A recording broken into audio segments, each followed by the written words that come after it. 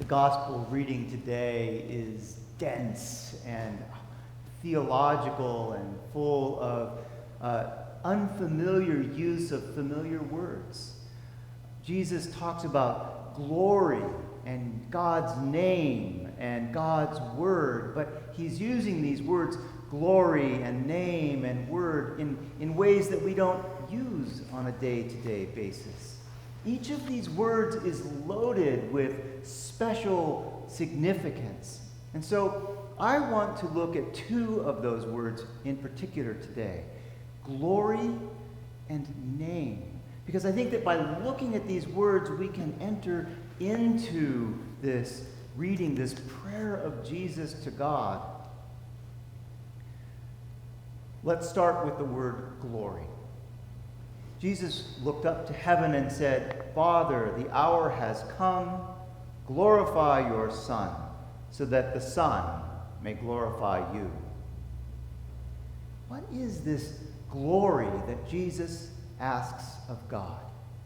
When I think about glory, I think about a sense of awe and wonder, and it's usually directed at a person. A person is glorified.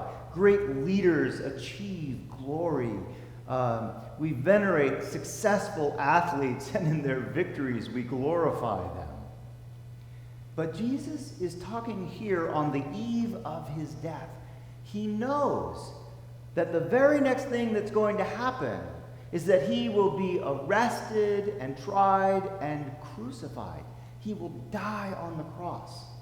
And so, where is the glory in that?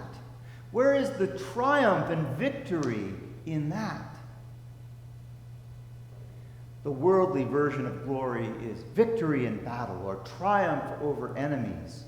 But Jesus is talking about glory as the presence of God, the wonder and awe of knowing the sacred. Jesus said, "I glorified you on earth by finishing the work that you gave me to do."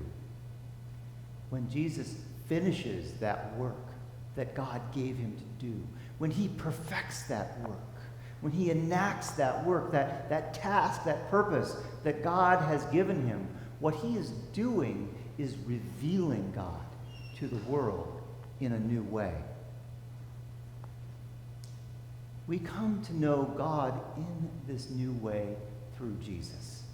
So when Jesus is asking to be glorified, he's asking God to fill him with the presence of the sacred, so that he might reveal God more truly and more fully to us. So that gives us some insight into glory. Now let's look at what Jesus means when he talks about God's name. After saying that he will be glorified or filled with the presence of God, Jesus goes on to say, "I have made your name known to those whom you gave me from the world." He says he has made God's name known, but he never tells us God's name. He never uses it. He calls God Lord and Father, Abba. These are titles, not names. Even in the Lord's Prayer, Jesus says, "Our Father in heaven, hallowed be your name."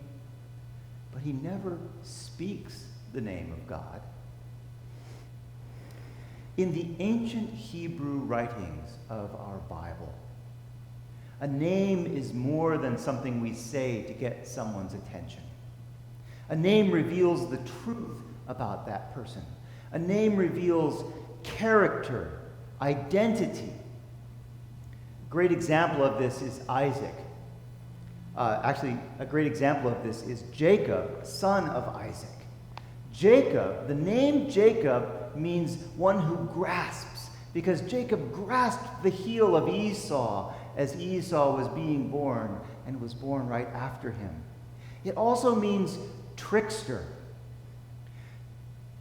Jacob tricked his brother Esau out of his birthright, and then he tricked his father into giving him Esau's blessing at his father's death. And he went on to continue tricking people, tricking his father-in-law, Laban. And then, in a wild and mysterious episode, Jacob wrestles with God at the ford of the Jabbok. They struggle all night long, neither one able to overcome the other, until they are both exhausted. And Jacob refuses to surrender, refuses to give in, demanding that this character, this God, reveal God's name to him. Well, God doesn't reveal God's name to Jacob. Instead, God gives Jacob a new name. Instead of Jacob, the trickster, he is to be known as Israel. Israel means the one who strives with God. Names reveal truth, identity, and character. Jesus has made God's truth, identity, and character known through his very presence. Now they know that everything you have given me is from you. For the words that you gave me, I have given to them, and they have received them, and known in truth that I came from you, and they have believed that you sent me. The glory of God is the presence of God. The name of God is revealed through the presence of God known in Jesus.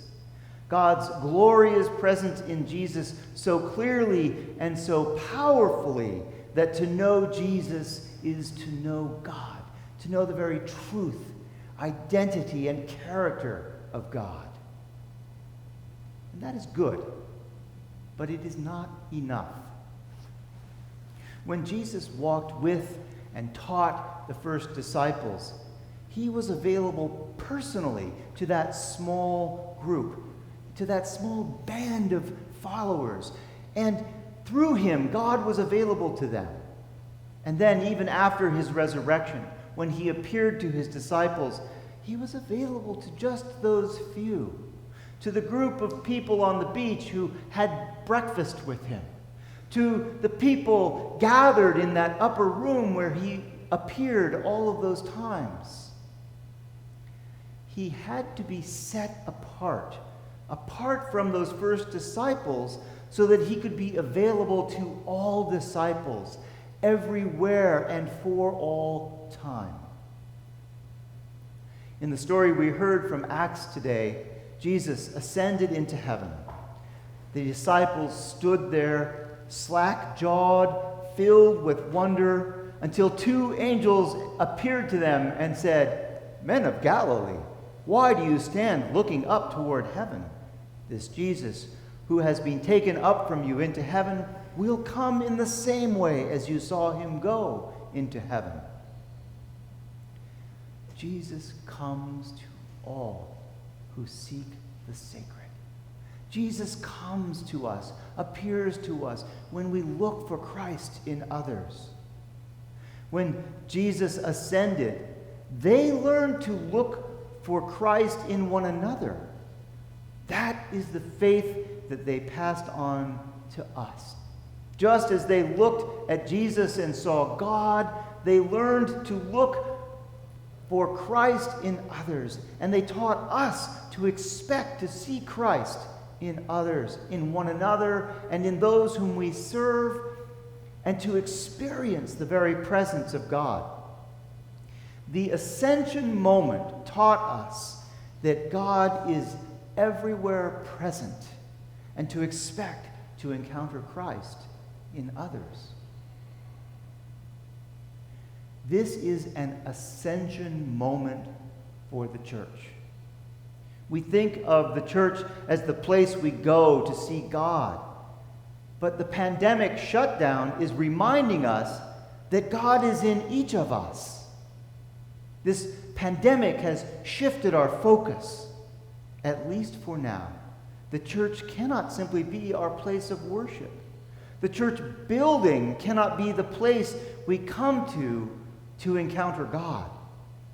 Instead, the church has to exist in each of us, in loving relationship with God and with one another, looking for the presence of Christ in others. The glory of God is here for each of us, in each of us, and in those we see. And that will inspire us to come together to worship our loving God here in this place when all of this is finally past.